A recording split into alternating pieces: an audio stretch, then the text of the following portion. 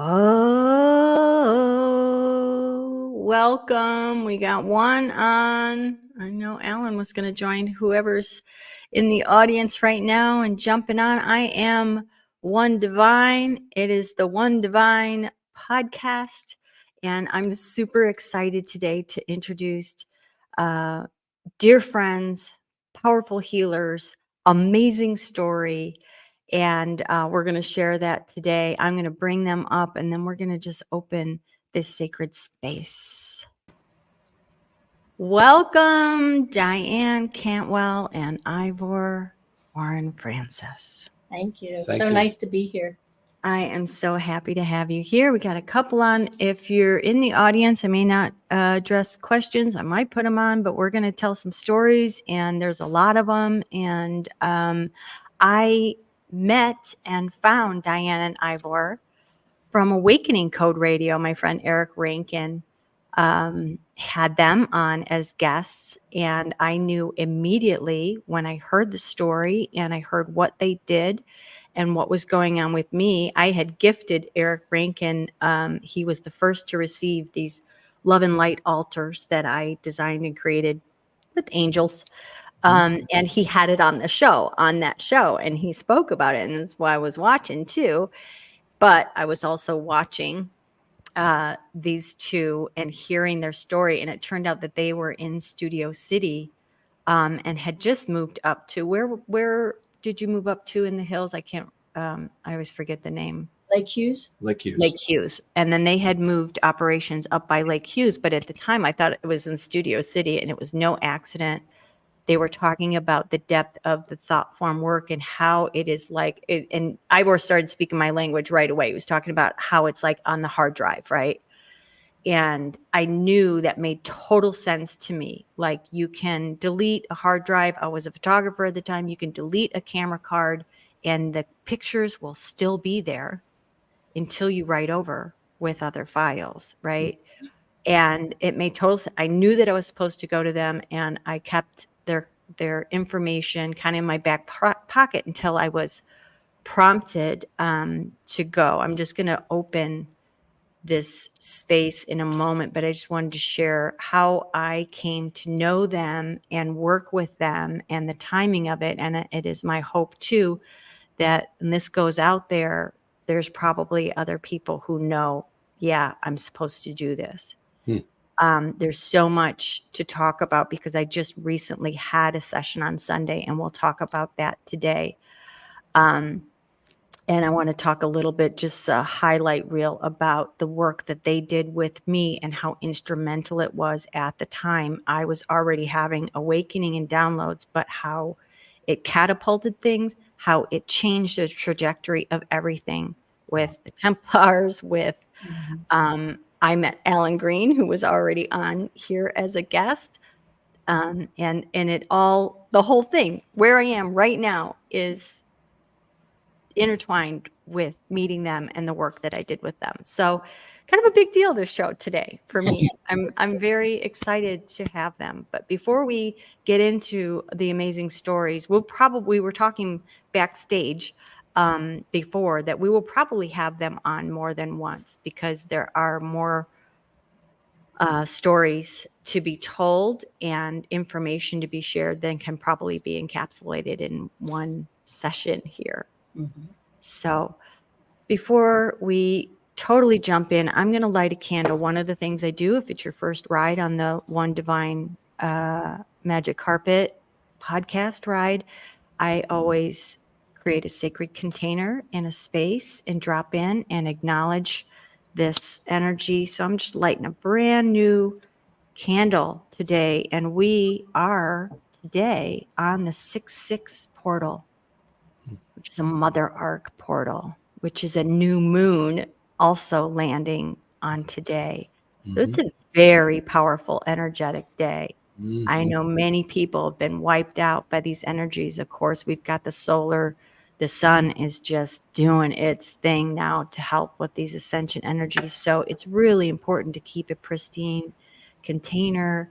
And I like to make everything sacred anyway, including my name. So That's a whole other story. Let's just drop in for a moment together, whether you're here after or live. Thank you for joining in this beautiful gathering. Mother, Father, God, all of our guides, ancestors, angels who need to be here, gather around the fire, that we create a sacred space. And we are so grateful for these amazing synchronicities and interactions and this divine plan that is unfolding beyond our wildest imagination. Thank you.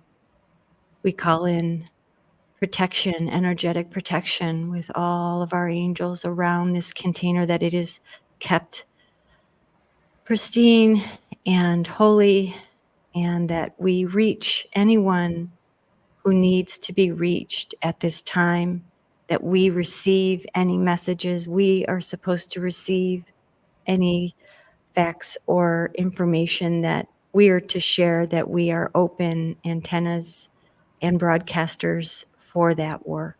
Thank you. Thank you. The circle is set. Thank you. Thank you. Yay. All right. Okay. Anybody that's on can comment from any platform. Tell us where you're coming in from. I am broadcasting here live. This is also an exciting day. The first One Divine podcast broadcasting live from the Mothership HQ in Mount Shasta, California. Mm-hmm.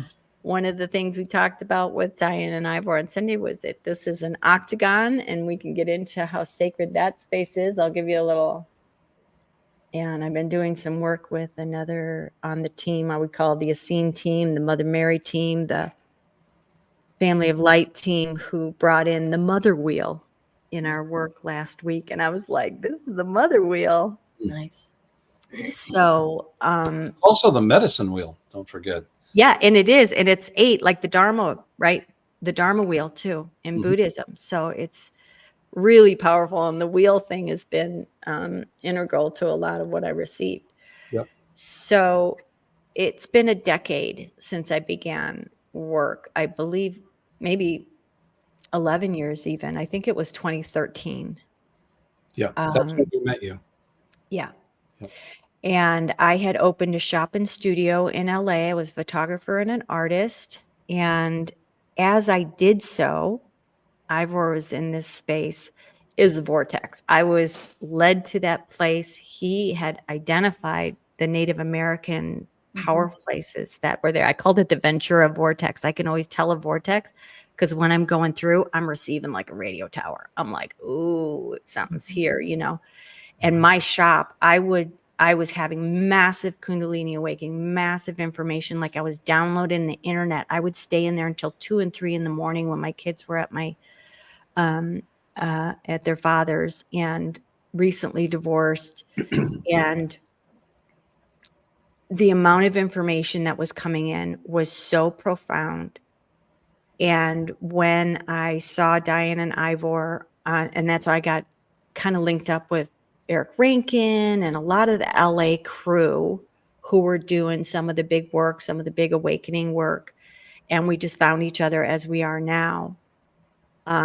It was probably 6 months I held on to your information, and I had all of a sudden, my mother had passed, who was bipolar, and there was a lot of stuff. It was kind of a relief for her and for us that tornado was ending, and we didn't have to worry about where she was and what would happen. And then all of a sudden, I had a tornado around me again of these same crazy, chaotic energies, like people in my life, all of a sudden from every direction. And I knew I've got something in here that is duplicating that.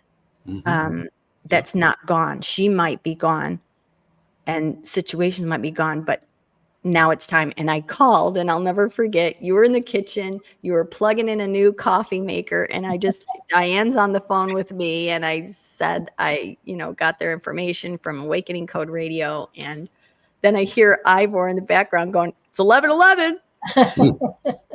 And it wasn't 11:11. It just was 11:11 on this coffee maker that they had put in. And I get the most angel numbers. I don't know about you guys on clocks that are wrong.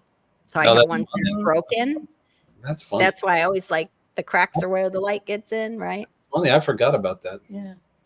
Yeah. And I've had that with you, Ivor, in particular, many times, like when we end up connecting, it's 11:11. Mhm. So I went to them, and my first session, it just blew my mind. And I'm actually wearing a short, chunky necklace, like I used to a lot. Now I wear a lot more longer ones or whatever. And some of that started shifting after my Thoughtform Healing session with them, because my first Thoughtform Healing session was about, I had been in the French Revolution, and I got, and I remember I don't know if you've ever heard the other part of this story, because I'm going to tell it. I had this, like, it was like metal rings, kind of this chunky necklace, and it was all rings, and it was silver, and I would wear it a lot. I really liked it. And as soon as I walked into the room, I said, I'm getting to take this off. And Ivor pipes up and says, you're protecting your neck. You're protecting your neck, because he already was getting the information, because we were about to begin in session. And I had always been a little obsessed with the French Revolution when I was a child, and reading Tale of Two Cities and all of that. And my biggest thing was like, what could happen in a society that would turn regular good people into carrying heads on sticks? Yeah. You know? And everything that he said, I was crying during the session as he was naming, this may present itself as, you don't like big crowds, check. You might have, like, authority issues, disdain for the oligarchy, all of this stuff. He was like, nailed it, nailed it, nailed it, nailed it, nailed it, all of it, explained all of it. And this is my first thought for it. My first one. I'm like crying out of the corner. And I'll let them explain like how many thought forms and why, but I just had another session that we're going to talk about on Sunday. And I was telling them in the back room that it's been 3 years since I did work with them on this deeper level. And I had forgotten how big this work is. And, you can have work where you're just healing some flesh wounds. But when you're getting into some deep surgery, you're going to need recovery time. You're going to need integration time. And along with the energies, that hit me yesterday. I was unable to return a text. I was out. I was in my room with the curtains drawn. I got up and I didn't eat until 6 o'clock at night. I was just told to hold space and lay down, girl. Yep. So I did. And I was just reminded of how deep and powerful and big this work is. And we can talk about that thought form session, because as I said, behind the scenes is, our individual healing often will coincide and things will come up as it's coming up in the collective. And this one is very big because it was heart stuff, and the heart is awakening, clearing, and all of that now. So we'll talk about that. But and OD, this is happening across the board with a lot of people. This heart center, is just on fire for people right now, and even for us. I mean, everybody's getting it. We're all going through it. We're all awakening in the heart. And it's funny because I was just on the Hallow app, which is the Christian or Catholic app on the phone. I absolutely love it because it really tunes me into the Christ every morning. And they have a whole thing on the Sacred Heart of Jesus right now. It's that everything's in divine alignment. Yep. And there's a fire coming out of it. Yeah, there's a fire coming out of it, right? Yep. And one of the things they're showing me too, it's coming through right now, is about the high heart, right? Our high heart is the brain, is the heart brain. And what I'm getting to is about how necessary that deep cleaning is, just like before you put on, a new thing in your house or do a new kitchen, you got to clear out that old stuff and just being shown what all this stuff and all of the stuff that's happening in the world right now. I was shown and told, about a year and a half ago, before it was really coming in, I heard everyone's heart will be broken. Wow. So that it will open. And the thing that came in with such kind of gravity was nobody will be left untouched. Whoa. Oh, you just sent chills through my whole body. Yeah. Oh my God. Because it's true. We're seeing it, we're feeling it, we're living it. Yeah, nobody will be left untouched. And then my dad died, and I knew that was part of it. And others, people close to you, the world, what's happening with all the children, all of the genocide, all of this is to break us open so that we return to our humanity, much of which has been very, very numbed, right? Yeah. Or interfered with. Oh, God, yes. God, yes. Oh, my God. The stuff we deal with day to day on so many different levels. We were just talking with somebody about targeted, people who are targeted, literally. This is a thing. I used to think that maybe it was, I don't know, not a real thing, maybe because I didn't have any personal experience with it. But the more we have dealt with people, clients through Thoughtform Healing, we've come to realize, oh yeah, this is for a real thing. And some people are really suffering from it. Implants. Yeah. You get a lot of implants for Thoughtform Healing. Yeah. Psychic implants. Psychic implants. Yeah. Yeah. And weren't you saying you found like a kind of a surge of it more than you had ever gotten in your work over the last couple of years? Oh yeah. Yeah. It's increased. Definitely increased. It kind of made itself known maybe about 5 years ago. Yeah. Yeah. And we've been doing this for 12 years. So yeah, about 7 years into the work, it's like, whoa, a new thing. We had a client, and Ivor picked up that she had this antenna basically coming out of her head. And we go through a whole process when we identify that, when he can identify the thought form, he says when it was created, the whole situation around it, whether it's a past life that's being carried forward and you're repeating the pattern of a past life. So how could you clear something? You do all this work in the present moment, but you don't know where you're like, what happened? Why am I such a victim? I'm a good person. Yeah, well, kind of, it's like a karmic balancing that you might get from a past life. What our work does, it ties the through line from the past life to understand your current reality. But with this particular person, she had done sessions before, and all of a sudden this thing came up. And every night she would get up in the middle of the night and she'd run downstairs and check her phone. She was addicted to her phone. And so Ivor picks up this thing. He goes, and it was something unusual. He had never seen it before. He goes, I think it's a psychic implant. It's like something. Anyways, when we went to take it out, we'd have them go through a process where they say different things that we ask them to say to identify it. As she's saying it. Now, she's done sessions before. She literally was slurring her words as if she could feel it. And it was like she couldn't even say the words. To release it. It was so deep implanted in her. Yes, it was really very different. Yes. Very different. That's the first one we ever encountered. Right. It's like you were really, something was really attached deep into the psyche. Yeah. We were really floored by it. And then we could see clearly that it was attached to her cell phone. So very interesting. And the recommendation was no cell phone at night. Turn it off. Put it downstairs. Turn off your energy. And turn off your modems. Turn off your. I've gotten that guidance. I've heard that guidance was just coming through again in Saffron Sitar's container, and the luminaries, very high-end work we're doing, 100 people, masters from all over the world. I was told, get in there. She's on the mom team. And that was coming through one of her last things too. And I got that warning even when I was in Egypt too. Put down your phone, get it away, or I'll go out in the woods and not do it. So, anything in excess. And I just want to caveat this entire conversation that we're starting to enter into.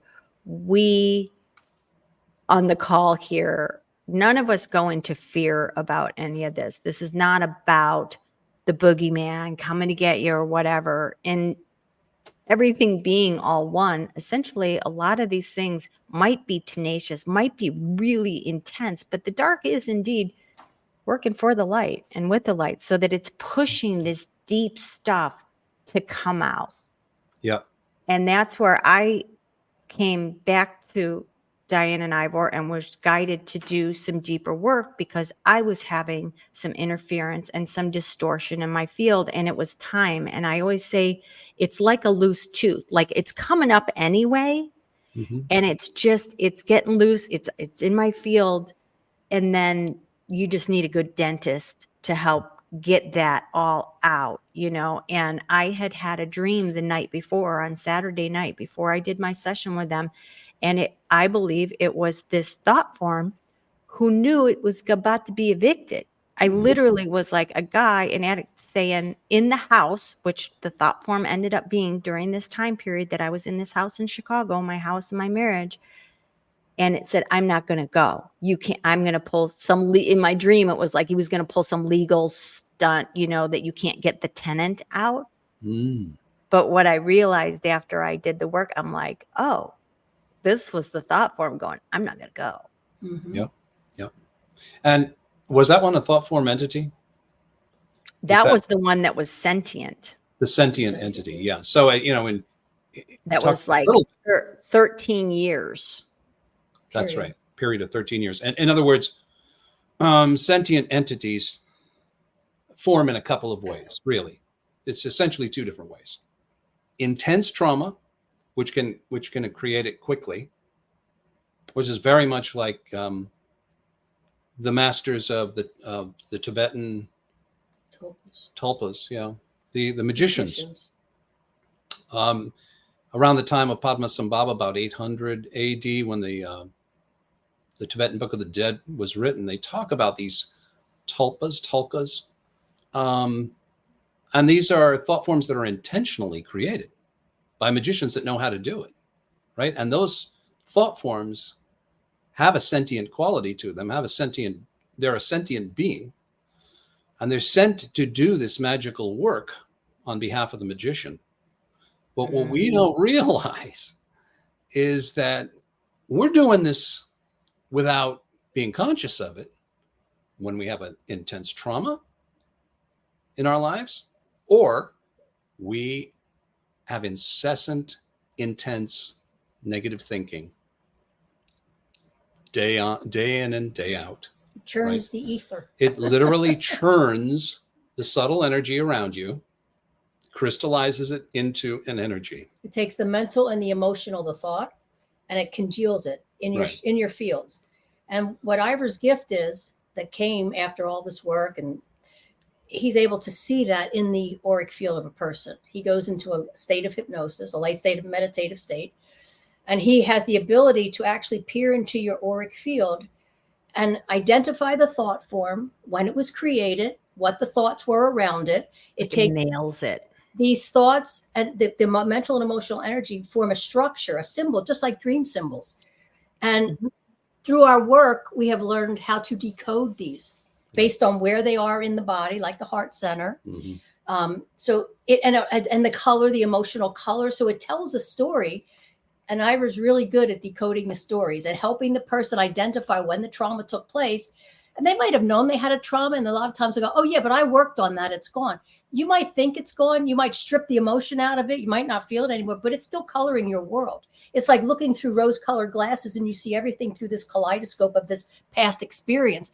And that's what I was saying about past lives. They can come from a past life, get downloaded, and you have no idea, why is this happening to me? Why am I running this program over and over? Right. So one of the things you can use kind of to understand that kind of a situation in your life is something that doesn't make sense. How many times have you had a situation in your life and you go, this just does not make any sense? I didn't create this. I didn't prepare for this. Like a repeat pattern of abandonment or betrayal. Like, well, I'm a good person. Why is this happening to me? Yeah. And so you have this energy of like, wow, what is this going on in my life?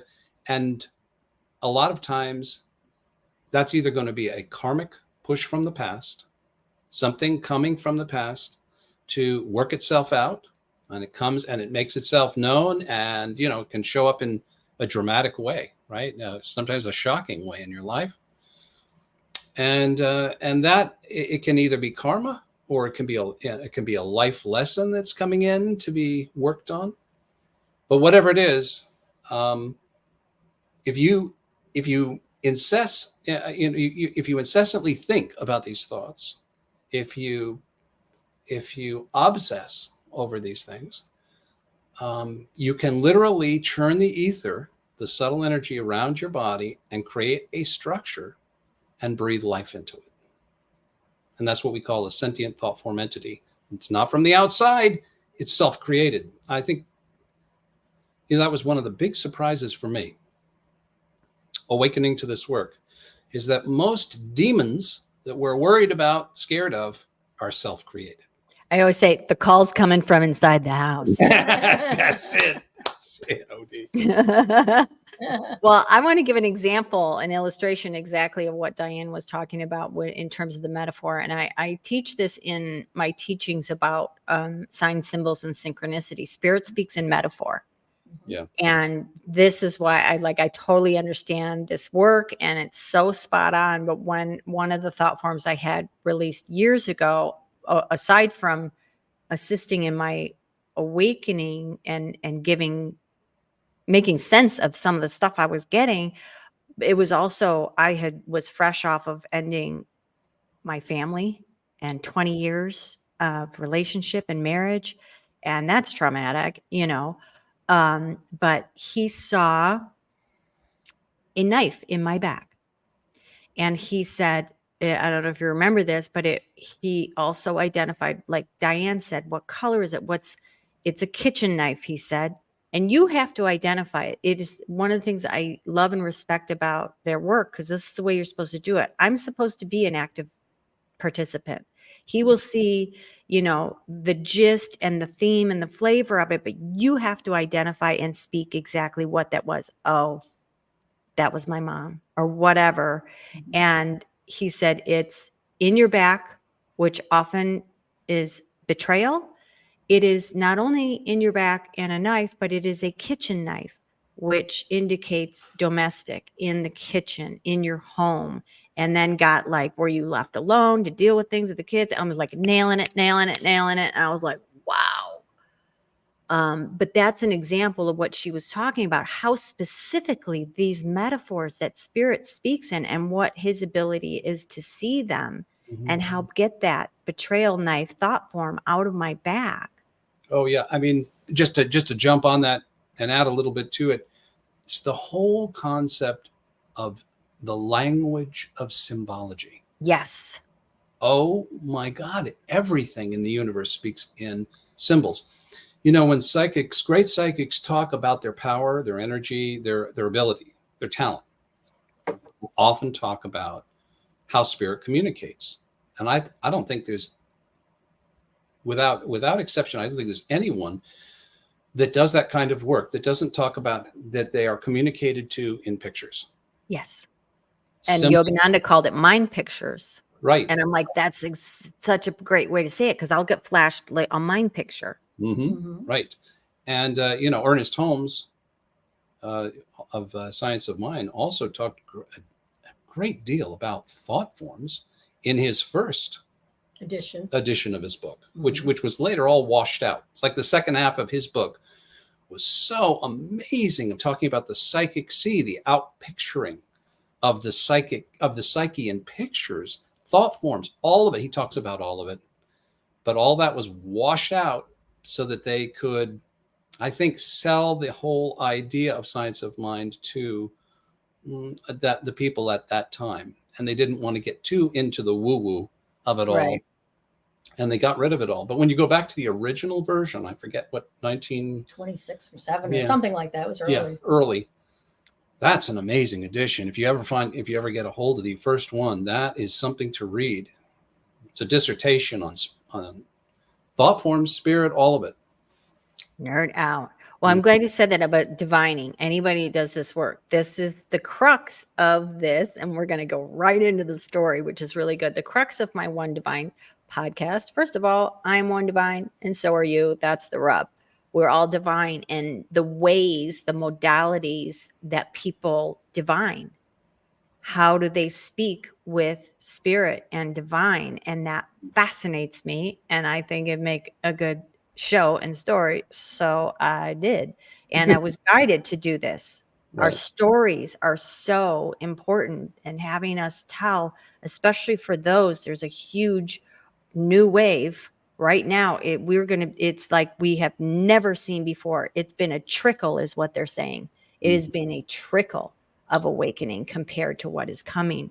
And that these stories and these healings and in all of this are going to be necessary for those who are seeking it. They said to any of the light workers who have been struggling financially too, or to reach people or whatever, guidance said, don't worry, just keep going, stay alive, however you got to do it. You got to be a barista for a while, whatever you got to do. The problem is not going to be whether or not your work will be prosperous or received or whatever. The problem is going to be getting it to enough people who need it. Right. So, hang on a second. Why is my computer telling me there's a low battery when I am plugged in here?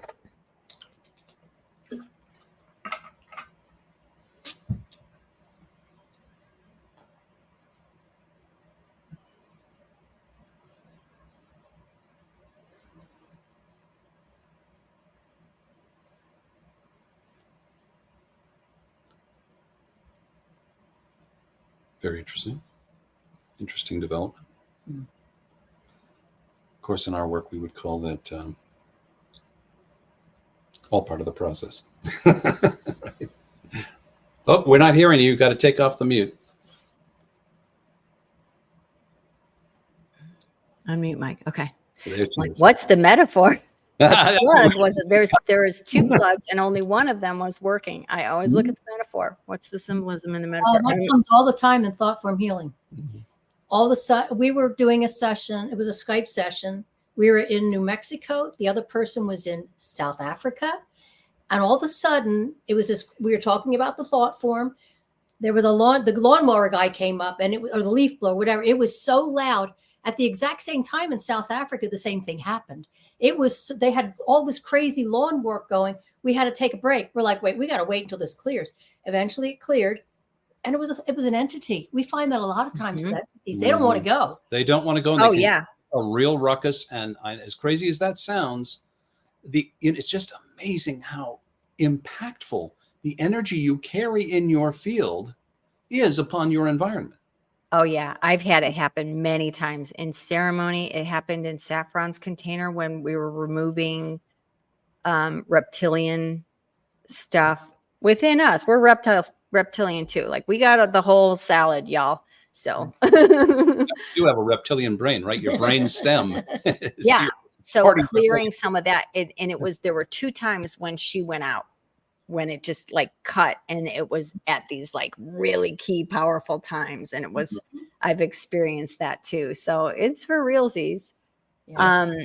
So with that, we're going to talk about how I always ask people on this show kind of where they were at before they got the big lightning bolt or received whatever. And I already know some of the story of Diane and Ivor. I want to talk about how this came about, what experience opened you up to this, and a couple of things I definitely want to know: how you met, and then how this happened, how the modality of Thoughtform Healing came to be. I think I should start, because we always start at like when it happened. But when I go back to 2008 or even 2002. Yeah, I wanted like the lead up, because people before, yes. So my lead up was from I had gotten divorced in about 2002. I had a friend out in California who had a church, a Science of Mind church. And every summer I would go out and I would go to this place called Asilomar. And it was a spiritual retreat. And I thought it was great. And every year the pastor would make the announcement, Diane's going to move to California. And everyone, yay, because I had met all the people and we were friendly. And I go home and I'm like, I went back to Florida and I'm like, there's no possible way I could do that. I have a life. I'm like I'm a teacher. I'm in the system. And it went back and forth till 2008. And I said, if I can get a job doing what I'm doing out in California, I'll go. I went to a job fair. They offered me a job. I told my son, I'm going to move to Florida. He said, what are you, nuts? You live like you're retired. Because I had a great life. I lived near the beach. I mean, technically you would say she has a great life, but something's like pulling me, go west, go west. It was insane. It really was insane. And I got in my How old car. were you when that happened? I was a little older. It I didn't was make 40 sense. before I moved to California. I was like in my 50s. It was made absolutely no sense. I got in my car with my son. We drove cross country. I knew a couple, I knew the people from the church. I get an apartment. I go to the church, and I'm a singer. So I immediately sang at the choir. Well, who's playing guitar in the choir? Ivor Francis. Well, I'm in the band. In the band. We The support band. the choir. And so we knew each other for like 5 years before any of this happened. Oh, wow. I didn't realize it was that long. And we would always do an opening prayer before the service. And I remember walking out of one of the rooms, and Ivor standing there talking to this older woman. And I'm walking past, and we were just like barely knew each other at this point. I hear him say something about numerology or tarot. And I literally go like this, what are you talking about? Literally butt into their conversation. And it turns out that he was very much into astrology and tarot and numerology, which is exactly what my father was into when I was in my early 20s. So it was kind of like I mean, I'm curious always about that too. Like, was your family, was it in your field, or yeah? So we've started every once in a while. We would go out to lunch. I'd cry in my soup because I had so many thought forms, but I didn't know it. I was so emotional my entire life. And then Ivor starts reading my chart. We would go out to lunch, and he'd read my chart. And 6 months later, I'd cry in my soup, and he'd do me, it's like one of those kinds of things. And then I was studying as a practitioner in the science of mind, to prayers, like to do prayers. At the same time, I wanted to do hypnosis. I wanted to go to the Hypnosis Motivation Institute in Tarzan, I think it was. And my minister was so against it. No, you can't do that. And I wanted to prove to myself that hypnosis could be part of a spiritual healing. That if you take the subconscious deep enough, you're more open and receptive to the prayer. That was my philosophy. And I think it's true, because when I heard that as part of your modality, that it mixed together, it made perfect sense to me to get us out of our own way. Yes. So then I'll let Ivor tell his part of the story, because this is when he started having all these health issues. So he knew because we were friends, he knew that I was studying prayer, hypnosis, and well, I'll make a long story short, because there's so many other great things to talk about. But I discovered I had advanced Lyme's disease. And it was thanks to an incredible researcher from Canada who was on George Nuri's show talking, what is that, Coast to Coast? And it had to be 2011. Yeah, back in 2011. And this researcher is talking about, hey, if you have all these strange symptoms, well, I did. Nobody knew what was wrong, right? I was a mess. And I'm sleeping way too much. And I couldn't stop it. And I'm starting to turn numb in my face and hands and everything. It was just getting out of control. So at that point, I called that researcher. I called the show, and then I got his number, called the researcher. We talked for an hour, and he said, you're going to have to go to Mexico to get this special antibiotic that they don't even have in the United States. And you're going to have to take it for a year. And I'm thinking to myself, I've never had good results with medical. I have to find another way. So I went to my dentist, who happens to be a holistic dentist in Glendale, California. And he said, yeah.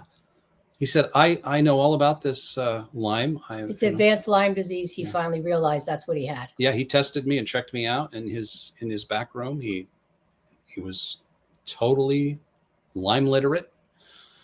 And he had studied with one of the great healers of Lyme, Dietrich Klinghardt. Dr. Dietrich Klinghardt from Germany. So I was just like, can you believe it? He's my dentist, right? I mean, so he puts me on all these supplements. I start on the path, the holistic path. And then I went and did Donna Gates' Body Ecology, which is about cleaning up your diet and really, cleaning out your biome, right? That was huge. And then I'm living at the time, which is pertinent to Thoughtform Healing. Yeah, I love this. I'm living at a house in Manhattan Beach that I had just moved into about a year earlier. And I'm living with an older man named Dean, who was an engineer by trade in his early years. Great guy.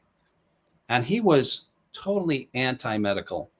And he had with his incredible engineering mind, he'd figured out medicine and figured out how to keep himself healthy. And that's what he did into his 90s. He's like healthy as amazing guy that he could drive his car with such he could back up down those really narrow Manhattan Beach driveways from his garage, and he could go down at lightning speed. Man, I couldn't. I would just, I'd be creeping on that thing.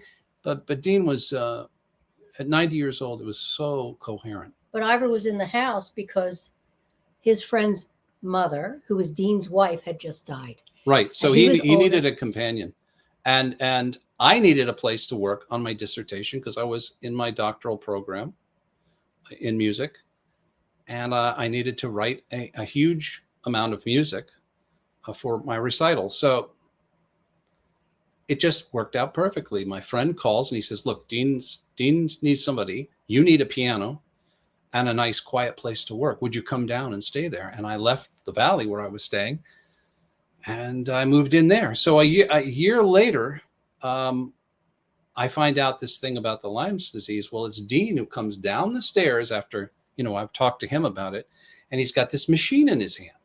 And he said, Ivor, I think this might help you. I had no idea what it was or that he even had it. It was a frequency generator, like the Rife frequency generators. You might be hearing about. That's really been coming in. Oh yeah, if you haven't done a show on Royal Rife, you really should. It's just too great. There's too many great things to talk about, and you and I could talk about it for an hour. But the idea is that you take these frequencies and you connect them to your body, right? This energy, and you run the frequencies through the body, and those specific frequencies for Lyme bacteria help you to destroy the actual bacteria using electric energy pumping through the body. Well, that was the thing that did it. 3 weeks later, I went into... And you were sleeping like 12, 14 hours a day, weren't you? Yeah, about 14 hours a day. And I would go and do my, at that time I'm working as a musician, right? Diane told you I had my Sunday gig. I had school. I was going to USC. And I'm working like crazy, and on my doctorate, and at the same time, I'm playing a show at night on guitar in Hollywood. So, and it was actually coming home from that show that I heard that radio broadcast. So here we are in the house, and I'm working on this Rife machine thing. I'm hooked up to it. 3 weeks later, I go into what's called a Herxheimer reaction, which is the die-off of the Lyme that you've been killing with those frequencies now releases into the body as a neurotoxin, and it was like I'd had a stroke. Oh my God. So for 3 weeks, I couldn't move. I could barely get to my job. I was so dizzy. I just had to get myself into my chair to play my cues, and then put my guitar down and get out of that place and back into my car and get home. It was a terrifying time. I couldn't eat. I could barely drink water, and I was still sleeping a lot through that whole thing. In the middle of the night, you'd wake up and you'd be swimming dizzy from all the stuff that's going on, completely numb like you've had a stroke. And then 3 weeks later, boom, I wake up one morning and it's like I'm 15 years younger. I jump out of bed. I feel like a new man. I feel great. But I knew, okay, the Lyme was there, right? But there has to be an energetic component. I'm going to need some help. So I knew from hanging out with Diane and being part of the Science of Mind Church, I knew about spiritual mind treatment, which is what she did at the church. She was a practitioner of spiritual mind treatment, which is an incredible process in itself. It's like knowing the truth with words and in your consciousnness and knowing the truth for someone to help them, kind of align their mind with the highest and best. And she came, I called her, I said, could you do a spiritual mind treatment for me? Would you come to the house and do it? And she did. And that's how it all started, Robin. It was because of that. She came down to Manhattan Beach, first time, and she's in the house and she does that for me. And it's an incredible process. But when she gets up, she's talking about this class that she's taking, these classes she's taking at the Hypnosis Motivation Institute in Tarzana, and how she wants to prove to her pastor, who pays my paycheck on guitar, by the way, very grateful for that. And she said, do you have any books that might, on ancient wisdom or anything like that? Well, I'm in the house.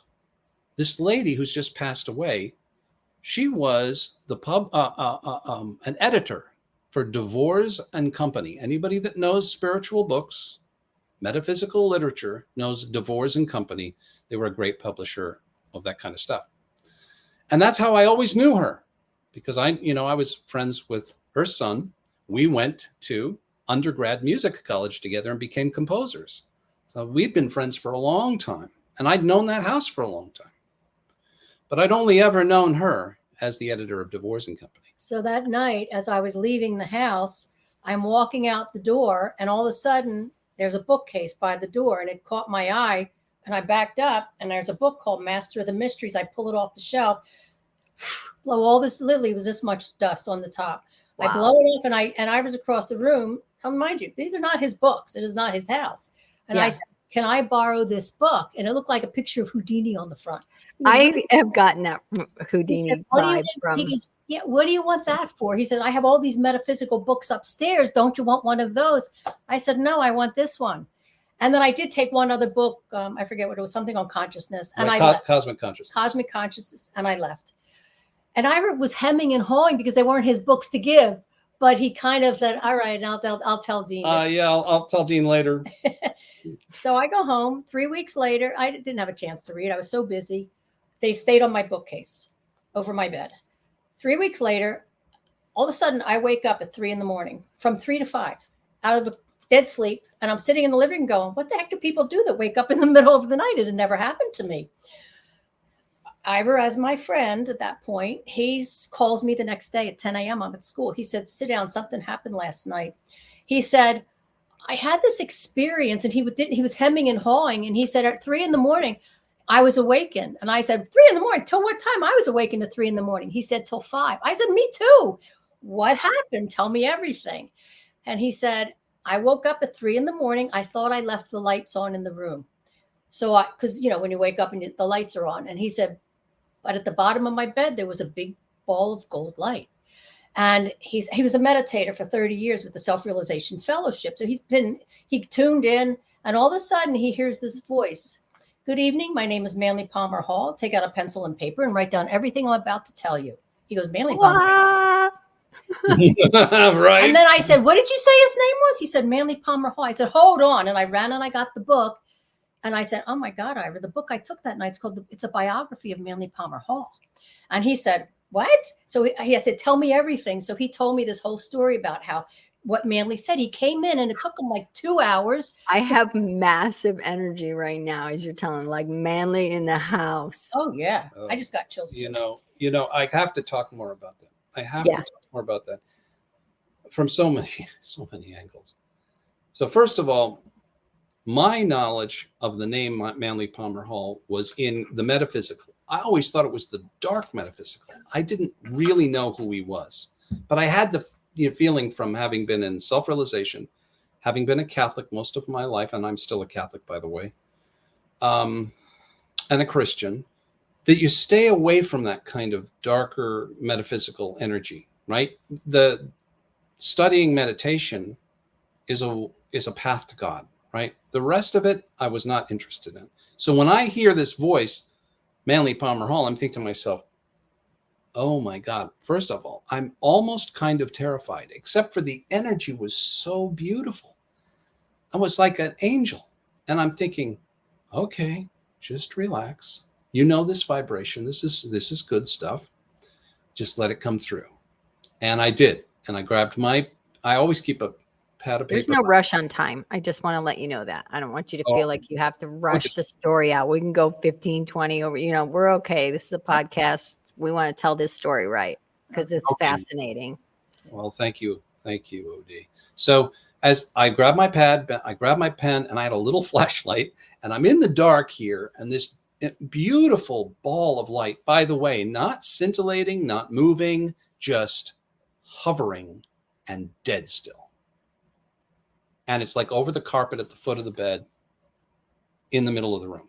And it's providing enough light that I can see myself, right? I can see myself. Wow. And then I take down this information, which turned out to be 6 pages of legal pad, turned out to be this pretty much the same exact invocation that Diane says in the beginning of every single Thoughtform session. Wow. What he wanted to communicate was, you had better, if you're going to talk to spirit, and you're going to talk to spirit, by the way, you had better protect yourself. Mm-hmm. Yeah. And you have got to invoke the light 3 times and banish the darkness 3 times. And that's essentially what this does. We set sacred space before every session. Right. So here I am talking to someone. That's my instruction too. They're like, yeah, make it short up. Yeah. There you go. So I'm talking to someone that I'm a little reticent to talk to in the beginning because I'm not sure who he really is. But I get that beautiful feeling. He's so eloquent. This voice is so eloquent. The language is beautiful. And it's so coherent. It's like I don't have to fight for it. And let's not forget, I've just gone through this massive clearing of the Lyme's disease. I'm like as clear as can be. I'm on this diet that's completely got me cleaned out and clear. I'm drinking water and taking all these supplements and eating this clean, super clean food. I had been prepared. I had been prepared. That whole Lyme disease, that whole terrifying experience was about preparation, body, mind, and consciousness. And there's so much to say about that. But let's get back to what happens. So at the end of that channeling session, he literally says to me, as clear as day, in the morning, I want you to call Diane and tell her what we've talked about. Tell her exactly what's happened. And I'm going, did you really say that? And then I'm thinking to myself, are you kidding? If I tell her that, I'll lose my job at the church. They'll think I'm, possessed and woo-woo and nuts. And I can't tell her I hear voices in the middle of the night. I mean, I like Diane. She's a lovely, lovely lady. I'm not telling her that. Maybe I'll marry her someday. That's pretty funny. So we go back and forth. He says, tell her. I'm saying, I can't do it. I can't do it. And basically it was like, I finally acquiesce. I finally realize he's not going anywhere until I agree to this. All right, Manly, you got it. I'll tell her in the morning. Lights out. That was the thing that he was so adamant about. Isn't that amazing? So why? Well, when I call her in the morning and I'm terrified to tell her this story, and what is it that was prepared? We were both up from 3 to 5 in the morning. She was already ready for the information because she doesn't get up at that in the hour of the morning. The way had been made. And she took the book. She's like, oh, this guy? Yeah, there you go. Yeah. OMG, right? So when she gets the book and we realize, oh my God. But it gets biography. It gets better than that. Yeah, it gets better. So biography of Manly Palmer Hall. So we hang up. Excuse me. So we hang up and I realize, OMG, she's had those books for 2 or 3 weeks now, and I haven't told Dean yet that I let her borrow the books. So I get up and I go to breakfast. It's about 10 a.m. He's sitting there at breakfast in the kitchen. We'd always have breakfast in the morning. And we had coffee. And we're talking, and I go, Dean, I said, I have to tell you something. I have to confess something. I said, when Diane was here, I let her borrow 2 of your books. And he said, oh, what 2 books? And I tell him. And he said, oh, those books? Those aren't my books. Those are my wife's books. I don't read that crap. He said that she can have all those books. As far as I'm concerned, take them. And I'm like, whoa, I had no idea, right? That first of all, I didn't know Dean was so down on this, on the whole spirit thing. But at the same time, I'm like, okay. And then he takes a sip of coffee and he's thinking for a second. Then he goes, so what was this Master of the Mysteries? I said, No, what book did you give her? Oh, I said, what book? Yeah, okay. He said, what book did you give her? Okay. And I said, Master of the Mysteries. It's the autobiography of Manly Palmer Hall. And he takes another sip of coffee and he says to me, oh, Manly. He goes, you know, my wife used to work for Manly Palmer Hall. I said, what? What?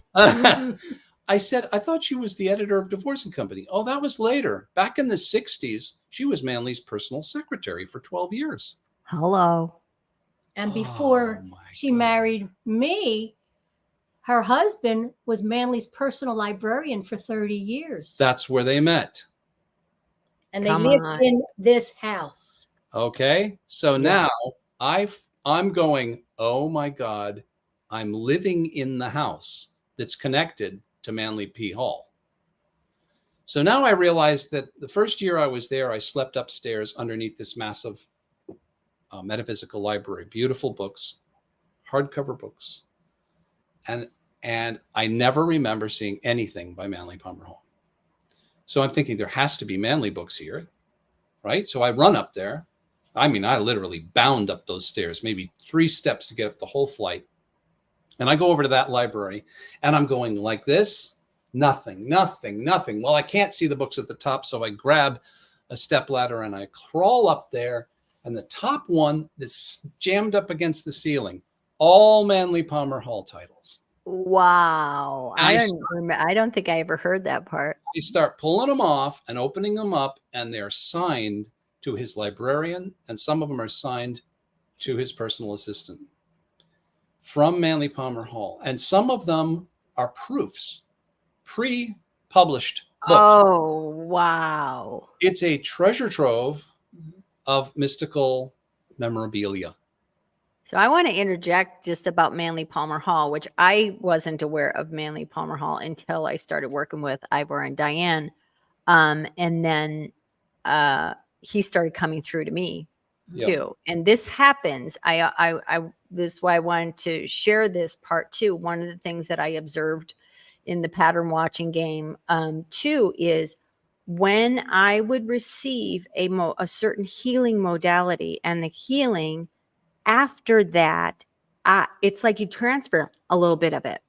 Mm-hmm. I would start seeing a little bit more and get that modality a little. And also those who follow, I know David Wooden's on here, and hello, Jeff and Linnell.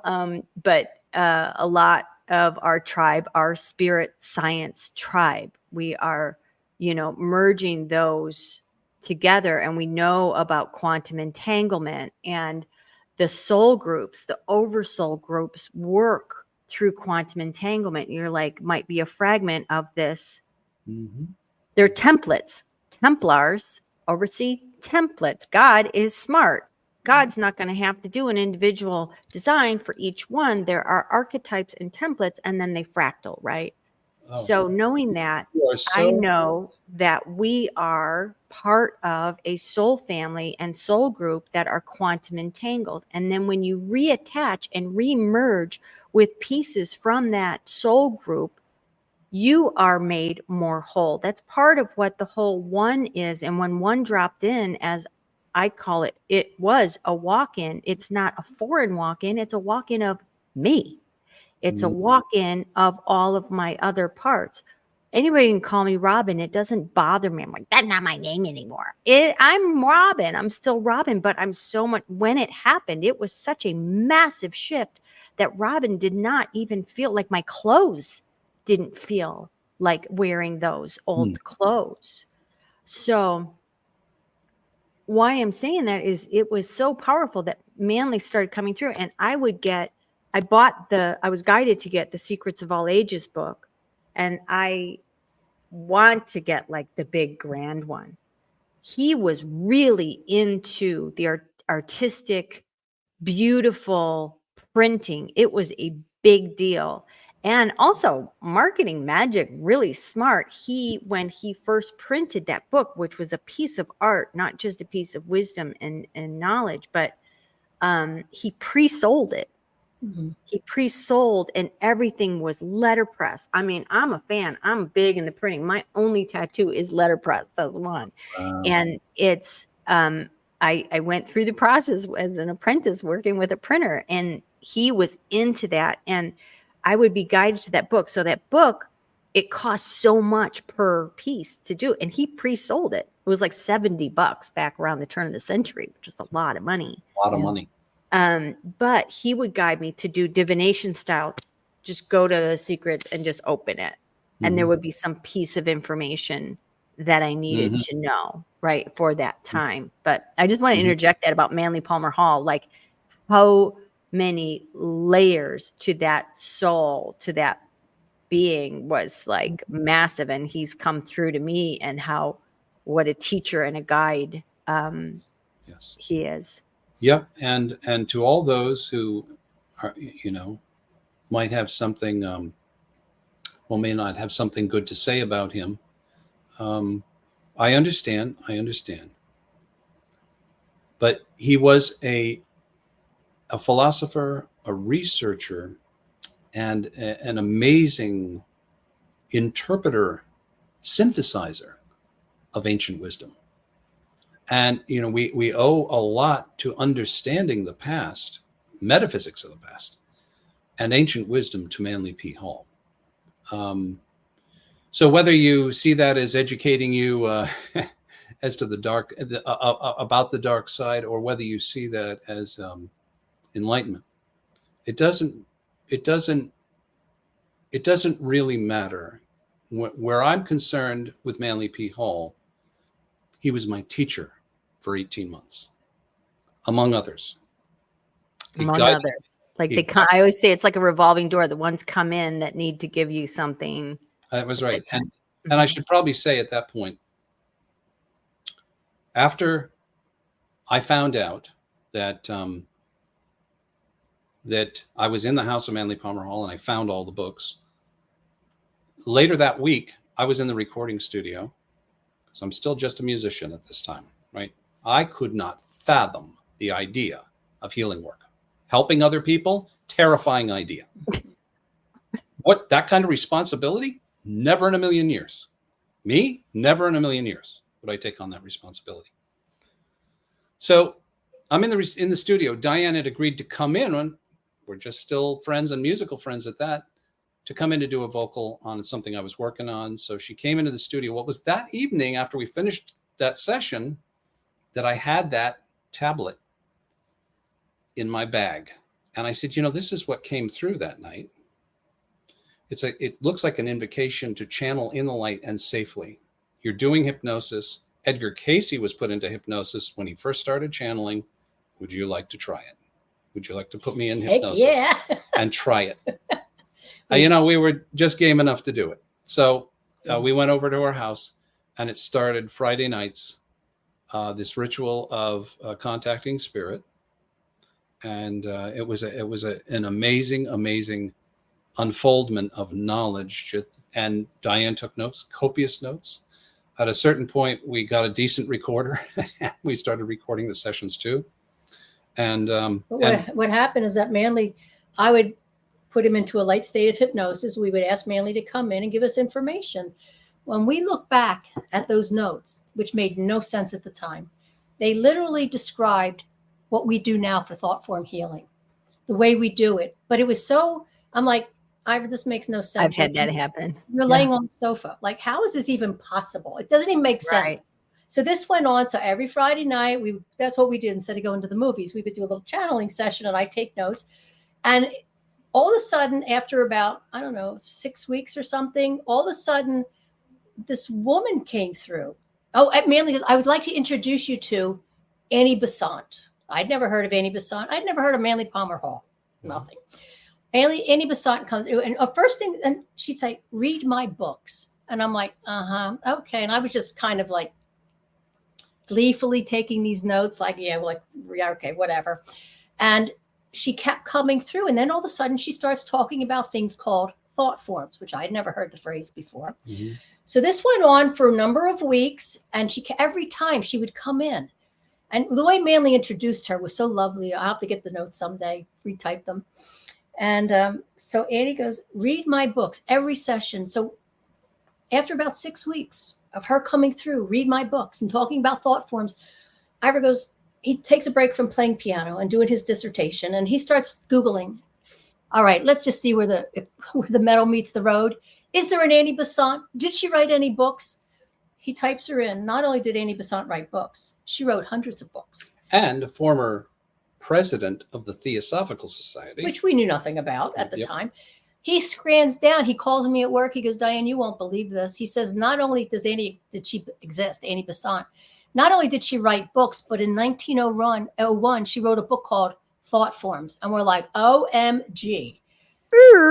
Yes, yes. And then, so everything they were coming through, they were teaching us about thought forms and the power of thought forms. And then we got her book and we started to do research.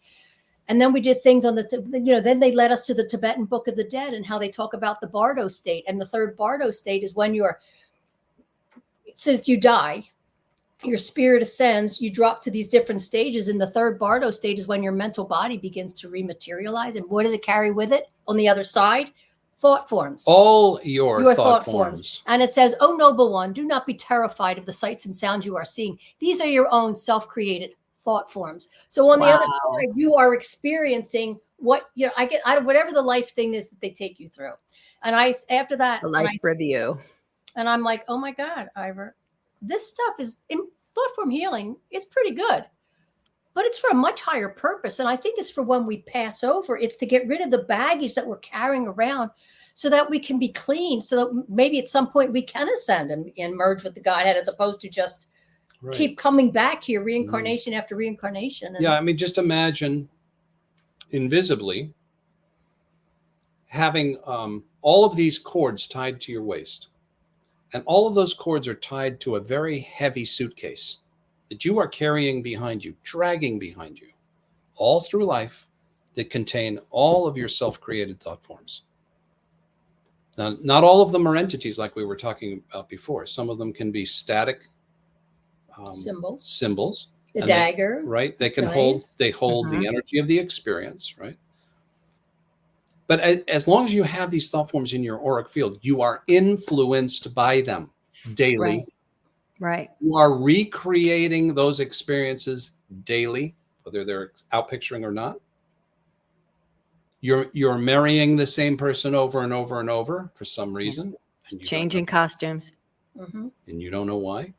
Mm-hmm. So what if you could cut the cords on all of those bags you've been dragging with you? That's what Thoughtform Healing is all about. And that's what came to us. And when we finally made the leap to help others with this scary prospect. But I had such a profound experience that we had no choice but to do this publicly. Well, this is what changed. I know the no choice thing. I think I do. I'm like, oh, okay. This is what enrolled us into the service. So I was at the Hypnosis Motivation Institute doing my hypnosis, and they had to do a speech class. And the teacher, the very first night, gave us a prompt. Did you ever have one of those days? And I'm thinking, oh, did I ever have one of those days? Oh, yeah, January 24th, 1974, at 12:45 p.m., I was a world-class gymnast. And in a split second, I fell from the uneven parallel bars. I crushed my 11th and 12th thoracic vertebrae. And in a split second, I was a great gymnast. I was fearless. And all of a sudden, I have a broken back. I'm laying on the ground with my knees over my head, crushed. And all of a sudden, I thought what my mother's line was, you're a nothing and a nobody. And I thought, oh my God, I had been such an athlete. And now all of a sudden, after this whole experience had unfolded of my whole tragic, what happened with my back, 2 years to recover. They said I was a walking miracle. You never should have walked out. They could never understand why I wasn't paralyzed from the neck down. And I forgot about that. So as I'm in this hypnosis speech class, I was the last one to go up and give my speech. And at the time, my left foot starts to hurt. I didn't do anything to my left foot. I'm just thinking of what I'm going to say because I have to give like a 3-minute speech on this moment in time. And as I hobble up to the stage in such agony, and I start saying, this is the day, and I talk about my accident and what happened. I was crying by the time I got into the hallway, because by this point, Ivor and I had been practicing with the thought forms on each other. He'd been releasing my thought forms.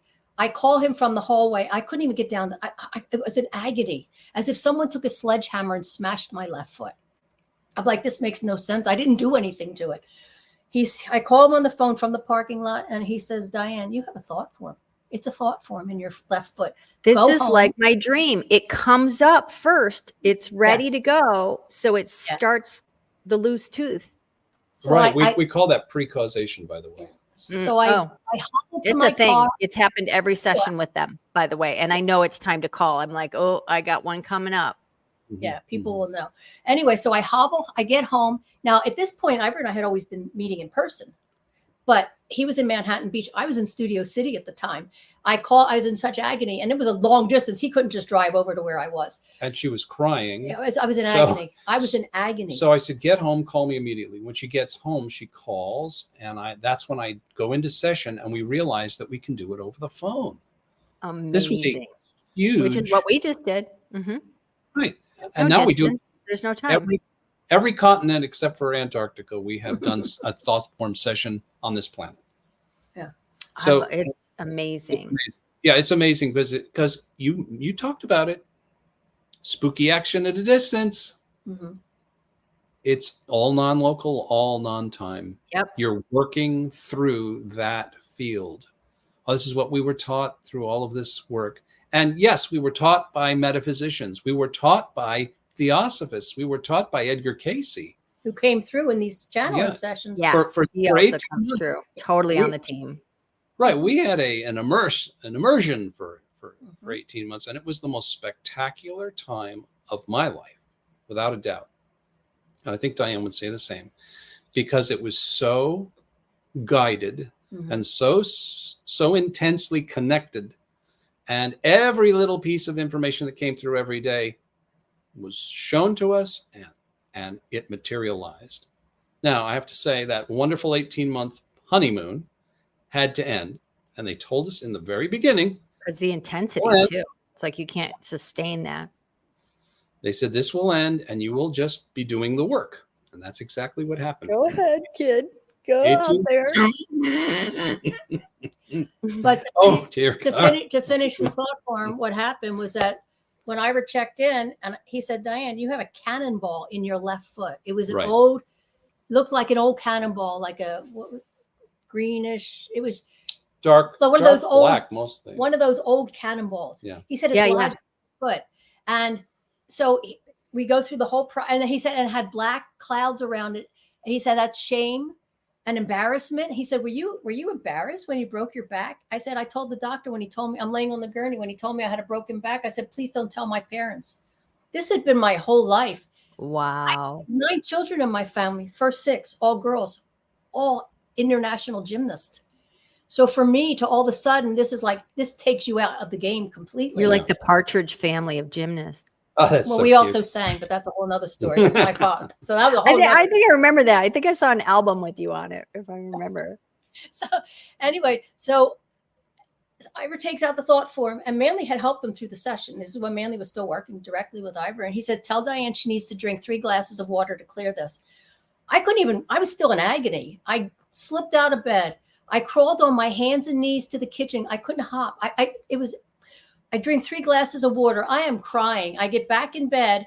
I wake up the next morning, and it was 100% clear. And I go, oh my God. I'm like, so it's like they knew I needed something really big, powerful demonstration. They had to shake her. Because I was like, whatever, the whole time. So you become the testimonial. You're like, there's no denying. 3 weeks later, I say to Ivor, I had to do a follow-up speech. I said, Ivor, I'm going to tell people what happened. Oh, no, you can't tell people. They'll think that we're woo-woo, and I'm getting a doctorate in USC. And we can't. I go, this is too important. I have to tell the story, which I did. 2 of my co-students came out right after that, and they said, we've been doing every kind of therapy, hypnosis, everything to try to heal their stuff, divorce, trauma, whatever. Can we do a session with you? Overnight, we had clients, and it went to a full practice, and we never looked back. Yeah, by the next weekend, we had 10 clients, and it just snowballed. Yeah. And it's been that way for 12 years. Mhm. Yeah. So, and I started coming to them. It could be a whole show, the story about there, but one of the things I want to talk about and close with, Mhm. that I'm being prompted actually to talk about, is the reattachment of certain thought forms, which Mm. is what happened with me in my second session. Do you keep recordings for that long of sessions? Do you Well, we still have, have my I have sessions? notes. I have notes in storage, but I have to go back and but get we have digital digital. SD cards with all of that stuff. Yeah. Because I'd love to hear those first two sessions. Mhm. Especially the first two were so instrumental and pivotal into everything that I was catapulted into after and opened up. And why I wanted to bring up the importance of, right, again, spirit science. When you remove something, rocks or something, from a water glass, it creates a vacuum and creates space and pulls in new, right? So having these things removed allows for the new energy to come in, and creates a chalice and a vacuum in a place. So another one that had me like bawling on the table was, we did outside, when you had an outside space outside of your house. And um this is when the Essene stuff came in. I didn't know about the Essenes. I didn't know anything about it. And they first removed, you said you had not done it before. It was a theme of 7 lifetimes where I was a spiritual leader and I had abused power. Right. So he kind of removed that whole thing as like one thing. And then as soon as that was removed, you're like, wait a minute, I got one coming in. Sometimes this happens where a thought form needs to be reattached. And it was 800 BC, if I remember correctly, Hyacine priest. And this is the part that made me start bawling on the table again, because you said, my primary job was, I held ancient technology knowledge, Mhm. and my job was to keep it out of the hands of people who would abuse it. Mhm. And I immediately flashed back to the beginning of like internet time. I was a .comer starting up in that, and it was 1994. I'll never forget the place, the space, the chair, everything when it landed on me. What we were doing, we were one of the first web development firms and everything, and the internet was exploding. It was exciting for everyone. The whole world was networking, whether you were an accountant, an artist, a programmer, or whatever. It was this completely new landscape. It was the energy was so massive. And I was sitting there and I thought, this could either save the world or it's going to end it. Wow. And when you said that, that flashed back at me again, because it was like repeat of that. And you reattached the thought form of that technology knowledge lifetime. And now I walked away with going like, I don't know what that means. Like, I know how the stars and stuff work, or that technology or whatever. And then in the post, like probably 2 weeks, it started. And this is where I started receiving the massive downloads, the teams, I'm like, oh my God, I know this. Yep. Quantum physics, vacuum mechanics, Einstein came in, like all of and it's ascension technology, essentially, Yeah. and how things work. And I I was like, why do I need to know this? Mm. I'm a single mom. I've always been tech savvy. I mean, it's from lifetimes. I'm artist and tech, both mixed, never separated for me. And I immediately got an answer, and they said, you need to understand how all of this works, how the torus works, how all of these organic systems work, so that you can create systems that work like nature. Right. Right. And that made total sense to me. And then I was like, this is 20, I think 14 or something at that point. And I kept thinking I had Einstein, I call it the Einstein downloads. All this stuff he's telling me about Niels Bohr, and if he had done this, and it was part of the unified field theory, and blah, blah, blah. And then I got, I'm thinking, I'm in my kitchen. I'm like, okay, what am I going to meet? Like a quantum physicist at a party and go, hey, I got a couple things maybe might help. I don't know. I was laughing. I'm in my kitchen. I remember I was cooking for my kids and I was just like, where's this going? And within 4 years, I'm on Resonant Science Foundation's tour to Egypt. I am sitting with quantum physicists, Nassim Haramein and others. Unbelievable. I've never taken a physics class and I understand it. I've been through it. I've been shown it. I've been through a black hole and a white hole. So some debate whether or not there's a white hole. There is. Mm-hmm. And can I mention some of the other amazing names around you? Is that my mention them? Yeah. I mean, there's Nassim Haramein, of course, unbelievable genius of our time, but the unbelievable Alan Green, another great genius. Unbelievable. He sees through things. It's like, I think he sees through walls, that guy. He's so amazing. And the amazing Robert Grant, who's also receiving all these downloads about this mathematics and the sacred geometry and the sacredness of mathematics and mathematical constants. And I've learned so much from these guys just from one sitting down with these guys one time. But you see the domino effect? Like I started working with you. I met Michael. I met Alan. I introduced Alan to Robert. And I did a previous episode about Terrence Howard and how we had all gotten together. We got together because Ivor was coming. Like the family is reuniting and we're getting it done. It is unbelievable. It's unbelievable. And to see you sitting there among these incredible minds of mathematics and science, it's like, wow, Robin. Unbelievable, Robin. What a journey. You go, girl. What a journey for all of us. And we are just meant to remember and to clear this stuff, not only for ourselves, but for the collective. Remember, when you're doing this individual work, you are quantum entangled with ancestors and generations and the collective. And many of us who know enough or we're brought here just to do that. Because you think like everyday guy, like they don't know about Thoughtform Healing or whatever. What are they going to do? They're all like, and spirit, because I was getting a little crabby about it. I was telling my friend on the phone this morning, Jeff, who's on here, like I was being a little pissy with spirit, which I can get just like a little baby. Why did I got to do that? I've done enough work, and kind of like, what is this about? Why am I getting interference? Shouldn't I be able to deal with that? And they're like, and I was saying, somebody sent me something about how ways that people can get compromised energetically. I'm like, how's the regular human going to know that? Like, this is like, by that list, it was like being a human is going to get you compromised and messed with, and then spirit came in very quickly. Little girl was saying, that's why you came.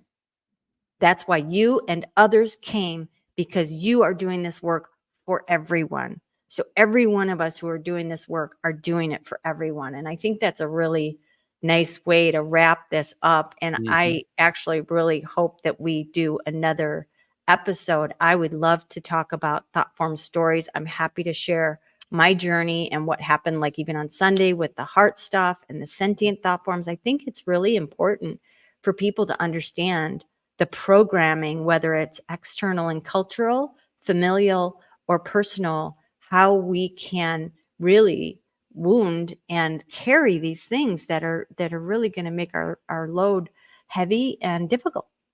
Can I add a cliffhanger to this episode? Do it. You're in Mount Shasta now. You're in the octagonal room. You're in the mothership, right? And all of this starts, really, when we go back to it, to about mid-1980s, with my camping trip up the side of Mount Shasta at 11,000 feet, when I have an experience about everything that's going to happen in the future. And here it is. And here we are.